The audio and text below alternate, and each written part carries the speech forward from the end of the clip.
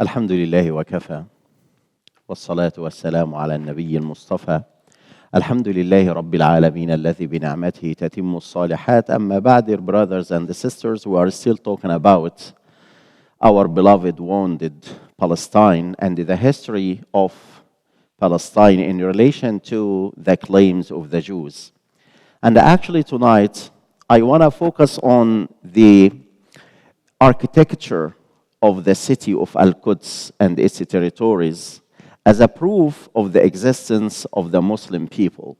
So initially, if you go back to the old towns and the buildings in these old towns, the construction and the architecture of these buildings, you will notice without any doubt that the Romans and the Muslims are the only two civilizations that left, or they had such impact in these towns if you investigate on the construction of these towns and the cities just in the beginning. So we are talking about the Roman civilization and the Islamic civilization that dominated the history of Madinatul Quds. Going back very quickly to remind you where we stopped after the opening of Al-Quds at the time of Umar ibn al-Khattab radiyallahu anh, and in the year 639 CE, actually there was the great pandemic or at-ta'un, this plague that hit Medina or the city of Amwas.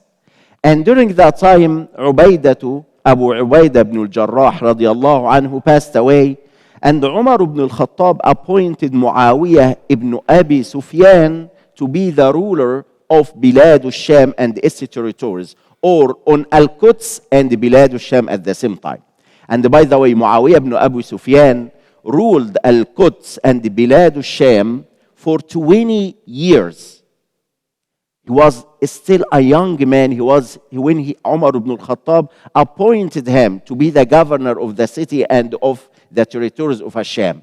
And he continued 20 years more when he became the Khalifa or the Caliph of Ad-Dawla al-Umayyah or the Umayyad family dynasty. So what happened here actually, we are gonna notice the architecture of the Muslim and the impact of the Muslim people on this architecture.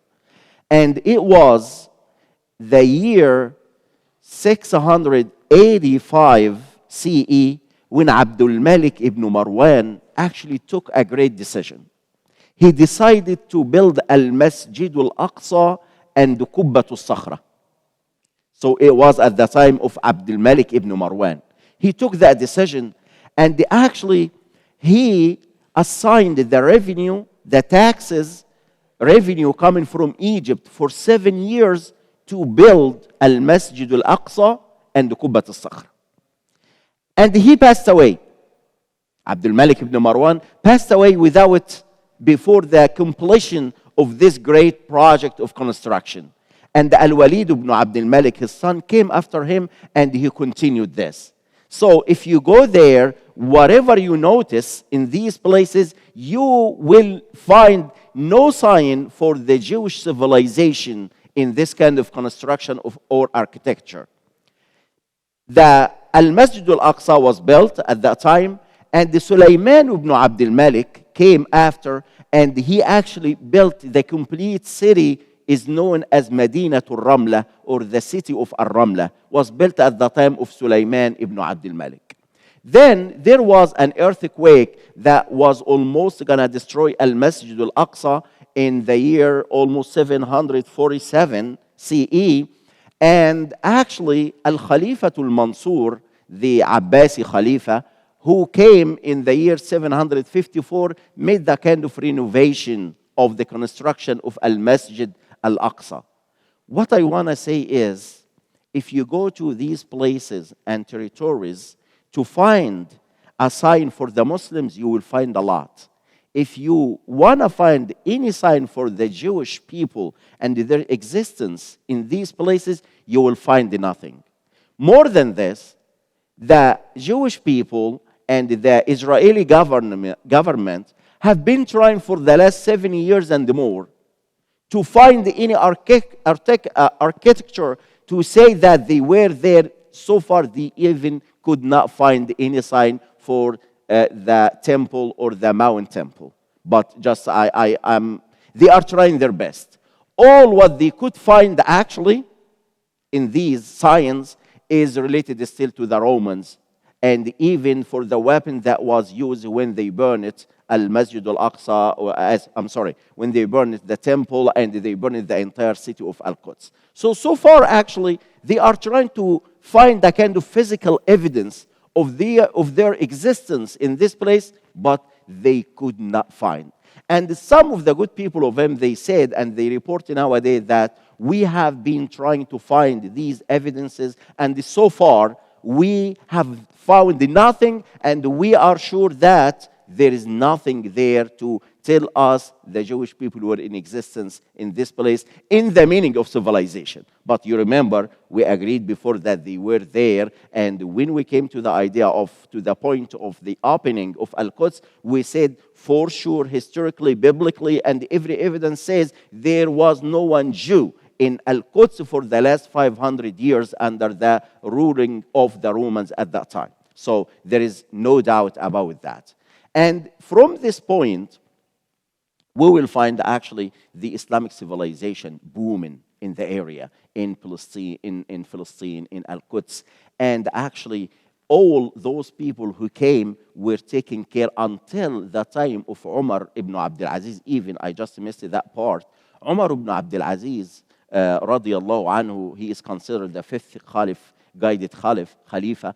He came and he actually invited all al-Wula, all the governors on al-Amsar, on the cities and countries they were under his ruling, to come to pray in Al-Quds and give him al-Bay'ah, and he was talking to them how to be just to their people, to their subjects. They all came to pray with him in al-Masjid al-Aqsa. So, and the ruling of the Muslim people continued for almost 1,300 years and more after that area. There is no existence for the Jewish in the sense of ruling or governing, though the Muslims after that were the first people to make this place for all the three religions and spread tolerance for everyone.